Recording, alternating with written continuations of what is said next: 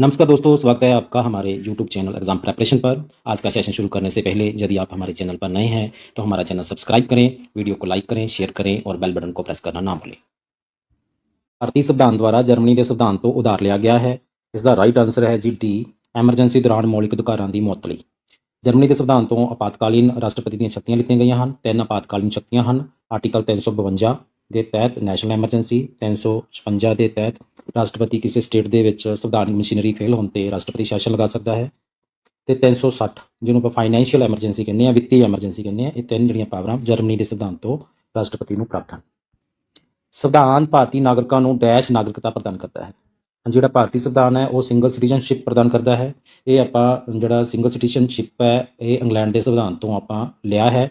ਤੇ ਜਿਹੜਾ ਅਮਰੀਕਾ ਦਾ ਸੰਵਿਧਾਨ ਹੈ ਉਹ ਦੋਹਰੀ ਜਿਹੜੀ ਡਿਊਲ ਸਿਟੀਜ਼ਨਸ਼ਿਪ ਹੈ ਉਹ ਪ੍ਰੋਵਾਈਡ ਕਰਾਉਂਦਾ ਹੈ। ਭਾਰਤੀ ਸੰਵਿਧਾਨ ਦੀ ਪ੍ਰਸਤਾਵਨਾ ਦੇ ਵਿੱਚ ਕਿਹੜਾ ਸ਼ਬਦ ਨਹੀਂ ਵਰਤਿਆ ਗਿਆ ਹੈ? ਹਾਂਜੀ, ਇਹਦਾ ਜਿਹੜਾ ਰਾਈਟ ਆਨਸਰ ਹੈ ਗਣਰਾਜ ਸ਼ਬਦ ਵਰਤਿਆ ਗਿਆ ਹੈ, ਸਮਾਜਵਾਦ ਸ਼ਬਦ ਵਰਤਿਆ ਗਿਆ ਹੈ, ਇਮਾਨਦਾਰੀ ਤੇ ਸੰਘੀ ਇਹ ਦੋ ਸ਼ਬਦ ਜਿਹੜੇ ਹੈਗੇ ਆ ਪ੍ਰਸਤਾਵਨਾ ਦੇ ਵਿੱਚ ਨਹੀਂ ਵਰਤੇ ਗਏ। ਜਿਹੜੀ ਪ੍ਰਸਤਾਵਨਾ ਹੈ ਆਪਣੇ ਸੰਵਿਧਾਨ ਦੇ ਵਿੱਚ ਆਪਾਂ ਸ਼ਾਮਿਲ ਕੀਤੀ ਹੈ ਉਹ ਅਮਰੀਕਾ ਦੇ ਸੰਵਿਧਾਨ ਤੋਂ ਆਪਾਂ ਉਧਾਰੀ ਲਿੱਤੀ ਹੈ।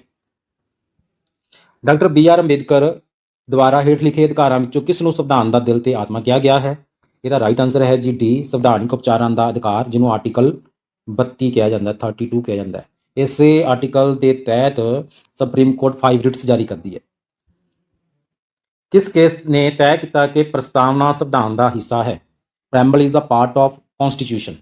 ਇਹ ਕੇਸ਼ਵਾਨੰਦ ਭਾਰਤੀ ਕੇਸ ਸੀਗਾ ਜਿਹੜਾ 1973 ਦੇ ਵਿੱਚ ਆਇਆ ਸੀ, ਤੇ ਇਹ Kesavananda Bharati versus state of Kerala ਸੀ। ਇਹਦੇ ਵਿੱਚ ਜੱਜਮੈਂਟ ਆਈ ਕਿ ਜਿਹੜਾ ਪ੍ਰੈਮਬਲ ਹੈ is a part of constitution, ਸੰਵਿਧਾਨ ਦਾ ਭਾਗ ਹੈ ਪ੍ਰਸਤਾਵਨਾ, and it can be amended, ਅਤੇ ਇਹਨੂੰ ਸੋਧਿਆ ਜਾ ਸਕਦਾ। ਤੇ ਪ੍ਰਸਤਾਵਨਾ ਨੂੰ ਇੱਕ ਵਾਰੀ ਸੋਧਿਆ ਗਿਆ 42ਵੀਂ ਸੋਧ ਦੁਆਰਾ 1976 ਦੇ ਵਿੱਚ, ਤੇ 3 ਸ਼ਬਦ ਇਹਦੇ ਵਿੱਚ ਜੋੜੇ ਗਏ ਸੀ: ਸਮਾਜਵਾਦ, ਧਰਮ ਨਿਰਪੇਕਸ਼ ਤੇ ਅਖੰਡਤਾ।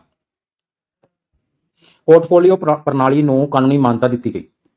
ਜਿਹੜਾ ਅੱਜ ਪ੍ਰਧਾਨ ਮੰਤਰੀ ਜਾਂ ਮੁੱਖ ਮੰਤਰੀ ਆਪਣੇ ਮੰਤਰੀਆਂ ਨੂੰ ਵੱਖ-ਵੱਖ ਵਿਭਾਗ ਵੰਡਦਾ ਉਹਨੂੰ ਕਹਿੰਦੇ ਪੋਰਟਫੋਲੀਓ, ਡਿਸਟ੍ਰੀਬਿਊਸ਼ਨ ਆਫ ਪੋਰਟਫੋਲੀਓ। ਇਹ ਜਿਹੜੀ ਪੋਰਟਫੋਲੀਓ ਦੀ ਵੰਡ ਸਭ ਤੋਂ ਪਹਿਲਾਂ ਭਾਰਤੀ ਕੌਂਸਲ ਐਕਟ 1861 ਦੇ ਵਿੱਚ ਇਹਨੂੰ ਮਾਨਤਾ ਦਿੱਤੀ ਗਈ ਸੀ। ਭਾਰਤੀ ਸੰਘ ਦੇ ਕਿਹੜੇ ਰਾਜਾਂ ਦਾ ਵੱਖਰਾ ਸੰਵਿਧਾਨ ਹੈ? ਹਾਂਜੀ, ਜਿਹੜਾ ਜੰਮੂ ਐਂਡ ਕਸ਼ਮੀਰ ਹੈ ਉਹਦਾ ਇੱਕ ਵੱਖਰਾ ਸੰਵਿਧਾਨ ਹੈ। ਜਦੋਂ ਜੰਮੂ ਐਂਡ ਕਸ਼ਮੀਰ ਦਾ ਜਿਹੜਾ ਰਾਜਾ ਹਰੀ ਸਿੰਘ ਸੀ ਉਹ ਅਲੱਗ ਆਪਣਾ ਦੇਸ਼ ਬਣਾਉਣਾ ਚਾਹੁੰਦਾ ਸੀ, ਤੇ ਪਾਕਿਸਤਾਨ ਨੇ ਅਟੈਕ ਕਰਤਾ, ਤੇ ਹਰੀ ਸਿੰਘ ਨੇ ਭਾਰਤ ਸਰਕਾਰ ਨੂੰ ਬੇਨਤੀ ਕੀਤੀ ਕਿ ਸੈਨਾ ਭੇਜੀ ਜਾਵੇ, ਮੇਰੀ ਮਦਦ ਕੀਤੀ ਜਾਵੇ। ਤੇ ਵੀਪੀ ਮੈਨਨ ਸਿੰਘ ਨੇ ਇੱਕ ਪੱਤਰ ਲਿਖਿਆ ਜਿਹਦੇ ਵਿੱਚ ਉਹਨੂੰ ਕਿਹਾ ਵੀ ਤੁਸੀਂ ਭਾਰਤ ਦਾ ਇੱਕ ਅੰਗ ਬਣ ਜਾਓ, ਠੀਕ ਹੈ, ਇੱਕ ਡੋਮੇਨੀਅਨ ਸਟੇਟ ਬਣ ਜਾਓ। ਉਹਦੇ ਵਿੱਚ ਉਹਨੂੰ ਕੁਝ ਰਿਆਇਤਾਂ ਦਿੱਤੀਆਂ ਸੀ ਵੀ ਤੇਰਾ ਸੰਵਿਧਾਨ ਅਲੱਗ ਬਣਾ ਦਿਆਂਗੇ, ਠੀਕ ਹੈ। ਤੇ ਭਾਰਤ ਦਾ ਜਿਹੜਾ ਇੱਕੋ ਇੱਕ ਰਾਜ ਹੈ ਜਿਹਦਾ ਆਪਣਾ ਸੰਵਿਧਾਨ ਅਲੱਗ ਹੈ ਉਹ ਹੈ ਜੰਮੂ ਐਂਡ ਕਸ਼ਮੀਰ। ਕਿਹੜੀਆਂ ਵਿਸ਼ੇਸ਼ਤਾਵਾਂ ਅਤੇ ਸਰੋਤ ਗਲਤ ਮੇਲ ਖਾਂਦੇ ਹਨ? ਇਹ ਦੱਸਣਾ ਜੀ ਆਪਾਂ ਕਿਹੜੇ ਗਲਤ ਹੈ। ਮੌਲਿਕ ਅਧਿਕਾਰ ਆਪਾਂ ਅਮਰੀਕਾ ਦੇ ਸੰਵਿਧਾਨ ਤੋਂ ਲਏ ਹਨ, ਬਿਲਕੁਲ ਰਾਈਟ ਹੈ ਜੀ ਇਹ। ਨਿਰਦੇਸ਼ਕ ਸਿਧਾਂਤ ਆਪਾਂ ਆਇਰਿਸ਼ ਸੰਵਿਧਾਨ ਆਇਰਲੈਂਡ ਤੋਂ ਲਏ ਹੈ ਜੀ, ਇਹ ਵੀ ਬਿਲਕੁਲ ਸਹੀ ਹੈ। ਸਮਕਾਲੀ ਸੂਚੀ ਜਿਹਨੂੰ ਸਮਵਰਤੀ ਸੂਚੀ ਕਿਹਾ ਜਾਂਦਾ ਹੈ ਇਹ ਵੀ ਆਪਾਂ ਆਸਟ੍ਰੇਲੀਅਨ ਸੰਵਿਧਾਨ ਤੋਂ ਲਈ, ਇਹ ਵੀ ਬਿਲਕੁਲ ਠੀਕ ਹੈ। ਨਿਆਇਕ ਸਮੀਖਿਆ ਜਿਹਨੂੰ ਆਪਾਂ ਜੁਡੀਸ਼ੀਅਲ ਰਿਵਿਊ ਕਹਿੰਦੇ ਆ, ਇਹ ਗਲਤ ਹੈ ਜੀ, ਇਹ ਆਪਾਂ ਅਮਰੀਕਾ ਦੇ ਸੰਵਿਧਾਨ ਤੋਂ ਲਿੱਤੀ ਹੈ। ਇਹਦਾ ਰਾਈਟ ਆਨਸਰ ਹੋ ਗਿਆ ਜੀ ਫਿਰ ਏ। ਭਾਰਤ ਦੇ ਸੰਵਿਧਾਨ ਦੀ ਪ੍ਰਸਤਾਵਨਾ ਦੇ ਵਿੱਚ ਨਿਆਂ ਸ਼ਬਦ ਦਾ ਜ਼ਿਕਰ ਦਰਸਾਉਂਦਾ ਹੈ। ਹਾਂਜੀ, ਭਾਰਤ ਦੇ ਸੰਵਿਧਾਨ ਨੂੰ ਆਪਾਂ ਵਾਚ ਕੀਤਾ ਸੀ, ਪੜ੍ਹਿਆ ਸੀਗਾ, ਤੇ ਉਹਦੇ ਵਿੱਚ ਜਿਹੜਾ ਜਸਟਿਸ ਆ ਉਹ 3 ਤਰ੍ਹਾਂ ਦੇ ਨਿਆਂ ਦੀ ਗੱਲ ਕਰਦਾ ਹੈ। ਇੱਕ ਤਾਂ ਸੋਸ਼ਲ, ਇਕਨੋਮਿਕ ਤੇ ਪੋਲੀਟੀਕਲ। ਜਿਹੜਾ 3 ਤਰ੍ਹਾਂ ਦੇ ਜਸਟਿਸ ਦੀ ਜਿਹੜੀ ਗੱਲ ਕੀਤੀ ਗਈ ਹੈ ਪ੍ਰਸਤਾਵਨਾ ਦੇ ਵਿੱਚ, ਸੋਸ਼ਲ, ਇਕਨੋਮਿਕ ਤੇ ਪੋਲੀਟੀਕਲ, ਇਹ 3 ਤਰ੍ਹਾਂ ਦੇ ਨਿਆਂ ਦੀ ਜਿਹੜੀ ਗੱਲ ਹੈ ਉਹ ਭਾਰਤੀ ਸੰਵਿਧਾਨ ਵਿੱਚ ਕੀਤੀ ਗਈ ਹੈ। ਇਹਦਾ ਰਾਈਟ ਆਨਸਰ ਹੋਊਗਾ ਜੀ ਸੀ। ਬ੍ਰਿਟਿਸ਼ ਸਰਕਾਰ ਦੁਆਰਾ ਭਾਰਤੀ ਮਾਮਲਿਆਂ ਦੇ ਸਿੱਧੇ ਨਿਯੰਤਰਣ ਦੇ ਲਈ ਕਿਹੜਾ ਐਕਟ ਪ੍ਰਦਾਨ ਕੀਤਾ ਗਿਆ? ਵੀ ਜਿੰਨੇ ਵੀ ਭਾਰਤੀ ਮਾਮਲੇ ਸੀਗੇ ਉਹਨੂੰ ਸਿੱਧਾ ਕੰਟਰੋਲ ਦੇ ਵਿੱਚ ਲਿਆਉਣ ਦੇ ਲਈ, ਠੀਕ ਹੈ, ਕਿਹੜਾ ਐਕਟ ਸੀਗਾ? ਉਹ ਸੀਗਾ 1773 ਦਾ ਰੈਗੂਲੇਟਿੰਗ ਐਕਟ, ਜਿਹਦੇ ਵਿੱਚ ਕੰਪਨੀ ਦੇ ਜਿਹੜੇ ਕੰਮਕਾਰ ਹੈ ਉਹਨੂੰ ਰੈਗੂਲੇਟ ਕਰਨਾ ਸ਼ੁਰੂ ਕਰ ਦਿੱਤਾ ਸੀ। ਛੂਤਛਾਤ ਦਾ ਖਾਤਮਾ ਕੀਤਾ ਗਿਆ ਹੈ। ਇਸ ਦਾ ਅਭਿਆਸ ਕਿਸ ਆਰਟੀਕਲ ਦੇ ਤਹਿਤ ਸਜ਼ਾਯੋਗ ਹੈ? ਜੇ ਕੋਈ ਛੂਆ-ਛੂਤ ਅਨਟੱਚੇਬਿਲਟੀ ਦਾ ਕੰਮ ਕਰਦਾ ਹੈ ਤਾਂ ਉਹਨੂੰ ਸਜ਼ਾ ਹੋਏਗੀ। ਉਹ ਆਰਟੀਕਲ ਹੈ ਜੀ 17। ਇਹ ਫੰਡਾਮੈਂਟਲ ਰਾਈਟ ਦੇ ਵਿੱਚ ਦਿੱਤਾ ਗਿਆ ਜੀ। ਬੁਨਿਆਦੀ ਫਰਜ਼, ਇਹ ਕੁਐਸਚਨ ਹੈ ਜੀ ਆਪਣਾ ਫੰਡਾਮੈਂਟਲ ਡਿਊਟੀਜ਼ ਦੇ ਵਿੱਚੋਂ। ਦੱਸਣਾ ਕਿਹੜਾ ਕਥਨ ਸਹੀ ਹੈ। ਇਹ ਲਾਗੂ ਕਰਨ ਯੋਗ ਨਹੀਂ ਹਨ, ਬਿਲਕੁਲ ਸਹੀ ਹੈ ਜੀ, ਇਹਨੂੰ ਲਾਗੂ ਨਹੀਂ ਕੀਤਾ ਜਾ ਸਕਦਾ। ਇਹ ਮੁੱਖ ਤੌਰ ਤੇ ਨੈਤਿਕ ਫਰਜ਼ ਹਨ, ਇਹ ਵੀ ਬਿਲਕੁਲ ਠੀਕ ਹੈ ਜੀ। ਇਹ ਕਿਸੇ ਕਾਨੂੰਨੀ ਅਧਿਕਾਰ ਨਾਲ ਸੰਬੰਧਿਤ ਨਹੀਂ ਹਨ, ਇਹ ਵੀ ਬਿਲਕੁਲ ਠੀਕ ਹੈ ਜੀ, ਤਿੰਨੋਂ ਠੀਕ ਹੈ ਜੀ। ਇਹ ਦਾਦਰਾ ਤੇ ਨਗਰ ਹਵੇਲੀ ਨੂੰ ਕਿਸ ਸੰਵਿਧਾਨ ਦੀ ਸੋਧ ਦੁਆਰਾ ਭਾਰਤ ਵਿੱਚ ਇੱਕ ਯੂਟੀ ਵਜੋਂ, ਕੇਂਦਰ ਸ਼ਾਸਿਤ ਪ੍ਰਦੇਸ਼ ਵਜੋਂ ਜੋੜਿਆ ਗਿਆ? ਹਾਂਜੀ, ਇਹ ਆਪਾਂ ਪੜ੍ਹਿਆ ਸੀ ਆਰਟੀਕਲ 1 ਦੇ ਵਿੱਚ। ਆਰਟੀਕਲ 1 ਦੇ ਵਿੱਚ ਆਪਾਂ ਇਹ ਤਿੰਨੇ ਪੜ੍ਹੀਆਂ ਸੀ, 10ਵੀਂ 12ਵੀਂ ਤੇ 14ਵੀਂ ਸੋਧ ਪੜ੍ਹੀ ਸੀ, ਤਿੰਨੋਂ 1962 ਵਿੱਚ ਹੋਈਆਂ ਸੀ। ਜਿਹੜਾ ਦਾਦਰਾ ਤੇ ਨਗਰ ਹਵੇਲੀ ਹੈ, ਇਸ ਤੇ ਜਿਹੜਾ ਕਬਜ਼ਾ ਸੀਗਾ ਉਹ ਪੁਰਤਗਾਲੀਆਂ ਦਾ ਸੀਗਾ ਤੇ ਇਹਨੂੰ 10ਵੀਂ ਸੋਧ ਦੁਆਰਾ 1962 ਦੇ ਵਿੱਚ ਜੋੜਿਆ ਗਿਆ ਸੀ। ਗੋਆ, ਦਮਨ ਤੇ ਦੀਪ, ਗੋਆ, ਦਮਨ ਤੇ ਦਿਊ, ਇਹਨਾਂ ਨੂੰ 12ਵੀਂ ਜਿਹੜੀ ਸੋਧ ਦੁਆਰਾ ਜੋੜਿਆ ਗਿਆ ਸੀ। ਇਹ ਵੀ ਪੁਰਤਗਾਲੀਆਂ ਦੇ ਕਬਜ਼ੇ ਹੇਠ ਸੀ। ਤੇ ਜਿਹੜਾ ਸੀਗਾ ਪੌਂਡੀਚੇਰੀ, ਕਾਰੀਕਲ ਤੇ ਯਮਨ, ਠੀਕ ਹੈ ਜੀ, ਇਹਨਾਂ ਨੂੰ ਜੋੜਿਆ ਗਿਆ ਸੀਗਾ। ਇਹ ਫਰਾਂਸਿਸ ਦੇ ਕਬਜ਼ੇ ਦੇ ਅੰਡਰ ਸੀ ਪੌਂਡੀਚੇਰੀ, ਇਹਨੂੰ 14ਵੀਂ ਸੋਧ ਦੁਆਰਾ ਜੋੜਿਆ ਗਿਆ ਸੀਗਾ। ਹੇਠ ਲਿਖਿਆਂ ਵਿੱਚੋਂ ਭਾਰਤ ਦਾ ਪਹਿਲਾ ਕਾਨੂੰਨੀ ਮੰਤਰੀ ਕੌਣ ਸੀ? ਹਾਂਜੀ, ਪਹਿਲਾ ਜਿਹੜਾ ਕਾਨੂੰਨੀ ਮੰਤਰੀ ਸੀ ਉਹ ਸੀ ਡਾਕਟਰ BR ਅੰਬੇਦਕਰ। ਤੇ ਮੌਲਾਨਾ ਅਬੁਲ ਕਲਾਮ ਆਜ਼ਾਦ ਹੈ ਦੇਸ਼ ਦੇ ਪਹਿਲੇ ਸਿੱਖਿਆ ਮੰਤਰੀ ਸੀ, ਐਜੂਕੇਸ਼ਨ ਮਿਨਿਸਟਰ ਸੀ ਪਹਿਲੇ। ਜਵਾਹਰ ਲਾਲ ਨਹਿਰੂ ਦੇਸ਼ ਦੇ ਪਹਿਲੇ ਪ੍ਰਧਾਨ ਮੰਤਰੀ ਸਨ। ਭਾਰਤੀ ਸੰਵਿਧਾਨ ਹੇਠ ਲਿਖੀ ਕਿਸ ਸੰਵਿਧਾਨਿਕ ਪ੍ਰਣਾਲੀ ਦੀ ਨੇੜਿਓਂ ਸੰਬੰਧ ਰੱਖਦਾ ਹੈ? ਦੱਸਣਾ ਵੀ ਭਾਰਤੀ ਸੰਵਿਧਾਨ ਦਾ ਇਹਨਾਂ ਵਿੱਚੋਂ ਕਿਹੜੇ ਦੇਸ਼ ਦੇ ਸੰਵਿਧਾਨ ਦੇ ਨਾਲ ਬਹੁਤ ਨਜ਼ਦੀਕੀ ਸੰਬੰਧ ਹੈ। ਭਾਰਤ ਹੈ ਜਿਹੜਾ ਅੰਗਰੇਜ਼ਾਂ ਦਾ ਗੁਲਾਮ ਰਿਹਾ, ਇਸ ਕਰਕੇ UK, ਇੰਗਲੈਂਡ ਹੈ ਜਿਹੜਾ ਇਹਦੇ ਸੰਵਿਧਾਨ ਨਾਲ ਬਹੁਤ ਜ਼ਿਆਦਾ ਨਜ਼ਦੀਕੀ ਹੈ।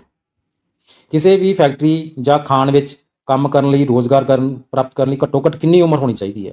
ਇਹਦਾ ਰਾਈਟ ਆਨਸਰ ਹੈ ਜੀ B, 14 ਸਾਲ। ਸੰਵਿਧਾਨ ਸਾਡੇ ਦੇਸ਼ ਦਾ ਨਾਮ ਕਿਸ ਤਰ੍ਹਾਂ ਰੱਖਦਾ ਹੈ? ਭਾਰਤ ਦਾ ਨਾਮ ਆਰਟੀਕਲ 1 ਦੇ ਵਿੱਚ ਰੱਖਿਆ ਗਿਆ ਹੈ ਇੰਡੀਆ ਜਾਣੀ ਭਾਰਤ। ਕੇਂਦਰ ਅਤੇ ਰਾਜਾਂ ਦੇ ਵਿੱਚ ਸ਼ਕਤੀਆਂ ਦੀ ਵੰਡ ਭਾਰਤੀ ਸੰਵਿਧਾਨ ਪ੍ਰਦਾਨ ਕਰਦਾ ਹੈ। ਹਾਂਜੀ, ਜਦੋਂ ਵੀ ਕੇਂਦਰ ਤੇ ਰਾਜਾਂ ਵਿੱਚ ਸ਼ਕਤੀਆਂ ਦੀ ਵੰਡ ਦੀ ਗੱਲ ਆਉਂਦੀ ਹੈ ਤਾਂ ਇਹਨੂੰ ਆਪਾਂ ਫੈਡਰੇਸ਼ਨ ਕਹਿ ਦਿੰਦੇ ਹਾਂ। ਇਹ ਫੈਡਰੇਸ਼ਨ ਦੀ ਗੱਲ ਕੀਤੀ ਗਈ ਹੈ ਜੀ ਭਾਰਤ ਸਰਕਾਰ ਐਕਟ 1935 ਦੇ ਵਿੱਚ। ਕਿਸੇ ਜਨਤਕ ਅਹੁਦੇ ਤੇ ਕਿਸੇ ਵਿਅਕਤੀ ਦੀ ਨਿਯੁਕਤੀ ਨੂੰ ਰੱਦ ਕਰਨ ਲਈ ਅਦਾਲਤ ਦੁਆਰਾ ਜਾਰੀ ਕੀਤੀ ਗਈ ਢੁਕਵੀਂ ਰਿਟ ਕਿਹੜੀ ਹੈ? ਕੋਈ ਵਿਅਕਤੀ ਹੈ ਸਰਕਾਰੀ ਅਹੁਦੇ ਤੇ ਕੰਮ ਕਰ ਰਿਹਾ ਹੈ ਪਰ ਉਹਦੀ ਅਥਾਰਟੀ ਹੈ ਜਿਹੜੀ ਬੰਦੀ ਨਹੀਂ ਉਸ ਕੰਮ ਕਰਨ ਦੀ, ਤਾਂ ਉਦੋਂ ਹਾਈ ਕੋਰਟ ਉਸ ਅਧਿਕਾਰੀ ਨੂੰ ਪੁੱਛਦੀ ਹੁੰਦੀ ਹੈ ਵਾਟ ਇਜ਼ ਯੂਅਰ ਅਥਾਰਟੀ, ਤੇ ਇਹ ਰਿਟ ਬਣੂ ਜੀ ਕਿਊ ਬਰੰਟੋ। ਭਾਰਤ ਦਾ ਨਾਗਰਿਕ ਬਣਨ ਦੇ ਲਈ ਇਹਨਾਂ ਵਿੱਚੋਂ ਕਿਹੜੀ ਸ਼ਰਤ ਜ਼ਰੂਰੀ ਨਹੀਂ ਹੈ? ਹਾਂਜੀ, ਆਪਾਂ ਪੜ੍ਹਿਆ ਸੀ ਸਿਟੀਜ਼ਨਸ਼ਿਪ 5 ਤਰੀਕਿਆਂ ਨਾਲ ਮਿਲਦੀ ਹੈ। ਜਨਮ ਦੇ ਆਧਾਰ ਤੇ ਵੀ ਮਿਲਦੀ ਹੈ, ਉੱਤਰਾਧਿਕਾਰੀ ਦੇ ਤੌਰ ਤੇ ਵੀ ਮਿਲਦੀ ਹੈ, ਨੈਚੁਰਲਾਈਜੇਸ਼ਨ ਦੇ ਤੌਰ ਤੇ ਮਿਲਦੀ ਹੈ, ਰਜਿਸਟ੍ਰੇਸ਼ਨ ਨਾਲ ਵੀ ਮਿਲਦੀ ਹੈ, ਪਰ ਜ਼ਮੀਨ ਜਾਇਦਾਦ ਦੇ ਨਾਲ ਨਹੀਂ ਮਿਲਦੀ। ਇਹ ਆਪਣਾ ਆ ਗਿਆ ਜੀ ਰਾਈਟ ਆਨਸਰ। ਨਹੀਂ ਪੁੱਛਿਆ ਸੀ ਉਹਨਾਂ ਨੇ ਇਸ ਸਵਾਲ ਦੇ ਵਿੱਚ। ਭਾਰਤ ਦੀ ਪ੍ਰਭੂਸੱਤਾ ਦਾ ਸਰੋਤ ਕੀ ਹੈ? ਹਾਂਜੀ, ਇਹਦਾ ਸਰੋਤ ਹੈ ਜੀ ਭਾਰਤ ਦੇ ਲੋਕ। ਤਾਂਹੀਓ ਪ੍ਰਸਤਾਵਨਾ ਸ਼ੁਰੂ ਹੁੰਦੀ ਹੈ ਵੀ ਦੀ ਪੀਪਲ ਆਫ ਇੰਡੀਆ। ਹੇਠ ਲਿਖੀਆਂ ਰਿਆਸਤਾਂ ਵਿੱਚੋਂ ਕਿਹੜੀ ਰਿਆਸਤ ਨੂੰ ਜਨਮਤ ਸੰਗ੍ਰਹਿ ਦੁਆਰਾ ਭਾਰਤ ਵਿੱਚ ਏਕੀਕ੍ਰਿਤ ਕੀਤਾ ਗਿਆ ਜਾਂ ਸ਼ਾਮਲ ਕੀਤਾ ਗਿਆ? ਇਹਦਾ ਜਿਹੜਾ ਰਾਈਟ ਆਨਸਰ ਹੈ ਜੀ Junagadh. Very very important question, ਬਹੁਤ ਐਗਜ਼ਾਮ ਦੇ ਵਿੱਚ ਪੁੱਛਿਆ ਗਿਆ। ਜੂਨਾਗੜ੍ਹ ਗੁਜਰਾਤ ਦੇ ਵਿੱਚ ਹੈ ਜੀ। ਤੇ ਜਿਹੜਾ ਸੀਗਾ ਹੈਦਰਾਬਾਦ, ਇਹਨੂੰ ਆਪਾਂ ਸੈਨਿਕ ਕਾਰਵਾਈ ਨਾਲ ਜੋੜਿਆ ਸੀਗਾ, ਆਪਰੇਸ਼ਨ ਪੋਲੋ। ਤੇ ਕਸ਼ਮੀਰ ਹੈ ਜਿਹੜਾ, ਇਹਨੂੰ ਇੱਕ ਪੱਤਰ ਭੇਜਿਆ ਸੀਗਾ ਜਿਹਦੇ ਵਿੱਚ ਉਹਨੇ ਭਾਰਤ ਦਾ ਵਿੱਚ ਸ਼ਾਮਲ ਹੋਣ ਲਈ ਸਹਿਮਤੀ ਜਤਾਤੀ ਸੀ। ਸੰਵਿਧਾਨ ਦੀ ਕਿਹੜੀ ਧਾਰਾ ਤਹਿਤ ਘੱਟ ਗਿਣਤੀਆਂ ਨੂੰ ਸੱਭਿਆਚਾਰਕ ਤੇ ਵਿਦਿਅਕ ਅਧਿਕਾਰ ਦਿੱਤੇ ਗਏ ਹੈ? ਉਹ ਹੈ ਜੀ ਆਰਟੀਕਲ 29 ਤੇ 30। ਇਹਦੇ ਵਿੱਚ ਘੱਟ ਗਿਣਤੀ ਮਿਨੋਰਟੀਜ਼ ਨੂੰ ਐਜੂਕੇਸ਼ਨਲ ਤੇ ਕਲਚਰਲ ਰਾਈਟਸ ਪ੍ਰਦਾਨ ਕੀਤੇ ਗਏ ਆ। ਆਰਟੀਕਲ 23 ਦੇ ਅਨੁਸਾਰ ਹੇਠ ਲਿਖਿਆਂ ਵਿੱਚੋਂ ਕਿਸ ਦੀ ਮਨਾਹੀ ਹੈ? ਆਰਟੀਕਲ 23 ਹੈ ਉਹ ਗੱਲ ਕਰਦਾ ਹੈ ਜੀ ਮਨੁੱਖਾਂ ਦੇ ਵਪਾਰ, ਬੰਦੂਆਂ ਮਜ਼ਦੂਰੀ ਤੇ ਗੁਲਾਮੀ ਦੀ। ਇਹਦੇ ਤੇ ਪੂਰੀ ਤਰ੍ਹਾਂ ਮਨਾਹੀ ਹੈ। ਤੇ ਆਰਟੀਕਲ ਜਿਹੜਾ 24 ਹੈ ਜਿਹੜਾ ਉਹ ਵੀ ਇੰਪੋਰਟੈਂਟ ਹੈ ਜੀ। ਉਹ ਗੱਲ ਕਰਦਾ ਹੈ ਜੀ 14 ਸਾਲ ਦੀ ਏਜ ਤੋਂ ਘੱਟ ਜਿਹੜੇ ਬੱਚੇ ਆ ਉਹ ਫੈਕਟਰੀਆਂ ਤੇ ਖਾਨਾਂ ਦੇ ਵਿੱਚ ਕੰਮ ਨਹੀਂ ਕਰ ਸਕਦੇ। ਭਾਰਤ ਦੇ ਸੰਵਿਧਾਨ ਦੇ ਤਹਿਤ ਹੇਠ ਲਿਖਿਆਂ ਵਿੱਚੋਂ ਕਿਹੜਾ ਇੱਕ ਮਨੁੱਖੀ ਅਧਿਕਾਰ ਦੇ ਨਾਲ ਮੌਲਿਕ ਅਧਿਕਾਰ ਹੈ? ਇਹ ਦੱਸਣਾ ਜੀ ਆਪਣਾ, ਇਹ ਹੈ ਜੀ ਸਿੱਖਿਆ ਦਾ ਅਧਿਕਾਰ। ਇਹ ਹਿਊਮਨ ਰਾਈਟ ਵੀ ਹੈ ਤੇ ਨਾਲ ਫੰਡਾਮੈਂਟਲ ਰਾਈਟ ਵੀ ਹੈ। ਇਹ ਜਿਹੜਾ ਰਾਈਟ ਹੈਗਾ ਆਪਣਾ, ਇਹ ਆਰਟੀਕਲ 21A ਦੇ ਵਿੱਚ ਸ਼ਾਮਿਲ ਕੀਤਾ ਗਿਆ ਸੀ। 86ਵੀਂ ਅਮੈਂਡਮੈਂਟ ਹੋਈ ਸੀਗੀ ਉਹਦੇ ਤਹਿਤ ਤੇ 2002 ਦੇ ਵਿੱਚ ਹੋਈ ਸੀਗੀ। Very very important. ਕਿਸੇ ਵਿਅਕਤੀ ਦੀ ਗੈਰ ਕਾਨੂੰਨੀ ਨਜ਼ਰਬੰਦੀ ਦੇ ਮਾਮਲੇ ਵਿੱਚ ਅਦਾਲਤ ਦੁਆਰਾ ਹੇਠ ਲਿਖਿਆਂ ਵਿੱਚੋਂ ਕਿਹੜੀ ਰਿਟ ਜਾਰੀ ਕੀਤੀ ਜਾਂਦੀ ਹੈ? ਹਾਂਜੀ, ਇਸ ਦੇ ਸੰਬੰਧ ਦੇ ਵਿੱਚ ਮੈਂ 4 ਜਿਹੜੀਆਂ ਵੀਡੀਓਜ਼ ਬਣਾ ਚੁੱਕਿਆ ਹਾਂ। ਰਿਟ ਵੀ ਦੱਸੀਆਂ ਗਈਆਂ ਉਹਦੇ ਵਿੱਚ, ਸਿਟੀਜ਼ਨਸ਼ਿਪ ਵੀ ਬਣਾਏ ਹੋਏ ਹੈ, ਫੰਡਾਮੈਂਟਲ ਰਾਈਟਸ ਵੀ ਬਣਾਏ ਹੋਏ ਹੈ, ਤੇ ਜਿਹੜੇ ਗਵਰਨਮੈਂਟ ਆਫ ਇੰਡੀਆ ਐਕਟ ਬਣੇ ਹੋਏ ਹੈ। ਇਹ ਸਾਰੀਆਂ 4 ਵੀਡੀਓ ਦੇ ਵਿੱਚੋਂ ਇਹ MCQ ਹੈ। ਜਿਹੜੇ ਸਟੂਡੈਂਟ ਅੱਜ ਪਹਿਲੀ ਵਾਰ ਸਾਡੀ ਵੀਡੀਓ ਦੇਖ ਰਹੇ ਆ ਉਹ ਸਾਡੀਆਂ ਪਹਿਲੀਆਂ 4 ਵੀਡੀਓ ਦੇਖਣ ਤੇ ਉਸ ਤੋਂ ਬਾਅਦ ਇਹ MCQ ਲਗਾਉਣ। ਹਾਂਜੀ, ਇਹਦਾ ਰਾਈਟ ਆਨਸਰ ਹੈ ਜੀ ਉਹ ਹੈ ਹੇਬੀਅਸ ਕਾਰਪਸ। ਹੇਬੀਅਸ ਕਾਰਪਸ ਰਿਟ ਆਪਾਂ ਪੜ੍ਹੀ ਸੀ, ਇਹਦੇ ਵਿੱਚ ਦੱਸਿਆ ਗਿਆ ਸੀਗਾ ਵੀ ਜੇ ਕਿਸੇ ਨੂੰ ਇਲੀਗਲੀ ਅਰੈਸਟ ਕੀਤਾ ਜਾਂਦਾ ਹੈ ਤਾਂ ਉਹਦੇ ਰਿਸ਼ਤੇਦਾਰ, ਉਹਦਾ ਕੋਈ ਦੋਸਤ, ਕੋਈ ਵੀ ਵਿਅਕਤੀ ਹਾਈ ਕੋਰਟ ਜਾ ਸਕਦਾ ਹੈ ਤੇ ਹੇਬੀਅਸ ਕਾਰਪਸ ਦੀ ਰਿਟ ਆ ਜਿਹੜੀ ਉਹ ਇਸ਼ੂ ਕਰਵਾ ਸਕਦਾ ਹੈ। ਨਾਗਰਿਕਤਾ ਦੀ ਵਿਵਸਥਾ ਸੰਵਿਧਾਨ ਵਿੱਚ ਦਰਜ ਹੈ। ਹਾਂਜੀ, ਜਿਹੜਾ ਨਾਗਰਿਕਤਾ ਦਾ ਜਿਹੜਾ ਪਾਰਟ 2 ਦੇ ਵਿੱਚ ਸ਼ਾਮਲ ਹੈ, ਠੀਕ ਹੈ ਜੀ, ਤੇ 5 ਤੋਂ 11 ਦੇ ਵਿੱਚ ਹੁੰਦਾ ਹੈ। ਇਹਦਾ ਰਾਈਟ ਆਨਸਰ ਆਏਗਾ ਜੀ B, ਆਰਟੀਕਲ 5 ਤੋਂ 11 ਤੇ ਪਾਰਟ 2। ਮੌਲਿਕ ਅਧਿਕਾਰਾਂ ਨੂੰ ਲਾਗੂ ਕਰਨ ਦੇ ਲਈ ਸੁਪਰੀਮ ਕੋਰਟ ਹੇਠ ਲਿਖੇ ਹੁਕਮ ਜਾਰੀ ਕਰ ਸਕਦੀ ਹੈ। ਹਾਂਜੀ, ਹੁਕਮ ਜਿਹੜੇ ਜਾਰੀ ਕਰਦੀ ਹੈ ਉਹਨੂੰ ਰਿਟ ਕਹਿ ਦਿੰਦੇ ਆ। ਠੀਕ ਹੈ ਜੀ, 5 ਰਿਟਸ ਜਾਰੀ ਕੀਤੀਆਂ ਜਾਂਦੀਆਂ। ਡਾਕਟਰ BR ਅੰਬੇਦਕਰ ਦੁਆਰਾ ਹੇਠ ਲਿਖੇ ਅਧਿਕਾਰਾਂ ਵਿੱਚੋਂ ਕਿਸ ਨੂੰ ਸੰਵਿਧਾਨ ਦੀ ਆਤਮਾ ਤੇ ਦਿਲ ਕਿਹਾ ਹੈ? ਵੈਰੀ ਵੈਰੀ ਇੰਪੋਰਟੈਂਟ ਕੁਐਸਚਨ ਹੈ ਇਹ। ਇਹਦਾ ਆਨਸਰ ਆਏਗਾ ਜੀ ਡੀ, ਸੰਵਿਧਾਨਿਕ ਵਿਚਾਰਾਂ ਦਾ ਅਧਿਕਾਰ, ਜਿਹਨੂੰ ਆਰਟੀਕਲ 32 ਕਿਹਾ ਜਾਂਦਾ ਹੈ। ਨਾਗਰਿਕਤਾ ਕਿਵੇਂ ਹਾਸਲ ਕੀਤੀ ਜਾ ਸਕਦੀ ਹੈ, ਕਿਵੇਂ ਖਤਮ ਕੀਤੀ ਜਾ ਸਕਦੀ ਹੈ, ਇਸ ਬਾਰੇ ਸਾਰੇ ਵੇਰਵੇ ਦਿੱਤੇ ਗਏ ਹਨ। ਇਹ ਸਾਰੇ ਵੇਰਵੇ ਦਿੱਤੇ ਗਏ ਹਨ ਜੀ ਸਿਟੀਜ਼ਨਸ਼ਿਪ ਐਕਟ 1955 ਦੇ ਵਿੱਚ। ਹੁਣ ਤੱਕ ਇਸ ਨੂੰ 6 ਵਾਰੀ ਸੋਧਿਆ ਜਾ ਚੁੱਕਿਆ ਤੇ ਆਖਰੀ ਵਾਰ 2019 ਦੇ ਵਿੱਚ ਸੋਧ ਕੀਤੀ ਗਈ ਸੀ। ਇਹਦੇ ਵਿੱਚ ਮੈਂਡੇਮਸ ਦੀ ਰਿਟ ਦੇ ਤਹਿਤ ਅਦਾਲਤ ਕੀ ਕਰ ਸਕਦੀ ਹੈ? ਮੈਂਡੇਮਸ ਦਾ ਮਤਲਬ ਹੈ ਟੂ ਆਰਡਰ, ਹੁਕਮ ਦੇਣਾ। ਠੀਕ ਹੈ ਜੀ, ਇਹਦੇ ਵਿੱਚ ਹੁਕਮ ਦਿੱਤਾ ਜਾਂਦਾ ਹੈ ਇੱਕ ਗਵਰਨਮੈਂਟ ਆਫੀਸਰ ਨੂੰ to do some official work, ਕਿ ਉਹ ਕੁਝ ਦਫ਼ਤਰੀ ਕੰਮ ਕਰੇ ਜਾਂ ਨਾ ਕਰਨ ਦਾ। ਇਹਦਾ ਰਾਈਟ ਆਨਸਰ ਆਏਗਾ ਜੀ ਡੀ, ਸਰਕਾਰ ਨੂੰ ਕੰਮ ਕਰਨ। ਸਰਕਾਰ ਮੀਨਸ ਕਿਸੇ ਅਫਸਰ ਨੂੰ ਕੰਮ ਕਰਨ ਜਾਂ ਨਾ ਕਰਨ ਦੇ ਨਿਰਦੇਸ਼ ਦਿੱਤੇ ਜਾਂਦੇ ਆ। ਹਾਂਜੀ, ਡੈਸ਼ ਦੇ ਮੌਲਿਕ ਅਧਿਕਾਰ ਨੂੰ ਡੈਸ਼ ਸੋਧ ਐਕਟ ਦੁਆਰਾ ਮਿਟਾ ਦਿੱਤਾ ਗਿਆ ਹੈ। ਹਾਂਜੀ, ਇਹ ਪ੍ਰਾਪਰਟੀ ਦਾ ਮੌਲਿਕ ਅਧਿਕਾਰ ਸੀਗਾ, ਆਰਟੀਕਲ 31 ਦੇ ਵਿੱਚ ਆਉਂਦਾ ਸੀਗਾ। ਇਹਨੂੰ 44ਵੀਂ ਸੋਧ ਦੇ ਦੁਆਰਾ ਹਟਾ ਦਿੱਤਾ ਗਿਆ ਹੈ। ਹੁਣ ਇਹ ਲੀਗਲ ਰਾਈਟ ਬਣ ਗਿਆ, 12ਵੇਂ ਭਾਗ ਦੇ ਵਿੱਚ ਚਲਾ ਗਿਆ ਤੇ 300 ਏ ਆਰਟੀਕਲ ਦੇ ਵਿੱਚ ਆ ਗਿਆ ਜੀ। ਹੇਠਾਂ ਦਿੱਤੇ ਜੋੜਿਆਂ ਵਿੱਚੋਂ ਕਿਹੜਾ ਇੱਕ ਸਹੀ ਤਰੀਕੇ ਨਾਲ ਮੇਲ ਨਹੀਂ ਖਾਂਦਾ? ਹਾਂਜੀ, ਇਹ ਦੱਸਣਾ ਹੈ।